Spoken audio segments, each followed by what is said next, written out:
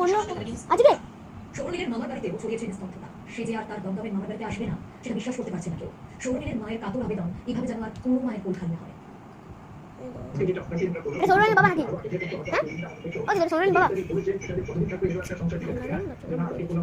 বাচ্চাগুলো মরে যাচ্ছে, থাকতে পারছে না ওর মা বাবাগুলো, আর কি করবেন? সৌরনীলের মৃত্যুর পর মন্ত্রী কাছে বেহালার চৌরাস্তার ছবি, চারিদিক পুলিশের নিরাপত্তায় ঘেরা। শুক্রবার রাতে বসে রাখা হয়েছে ম্যানুয়াল জব পেয়েছে। তবে কতদিন থাকবে এই পরিবর্তন শতভাগ হারা সৌরনীলের মামা। ছোট সৌরনীলের মৃত্যুর পরই ওই চাপটা হয়েছে বল চারিদিকে যেন সাজো সাজো। তবে যার কারণে এই সাজ তার পরিবারের চেয়ে এত ঠাকুমা দৃশ্যকে তার মা এখন ভালো করতে পারে।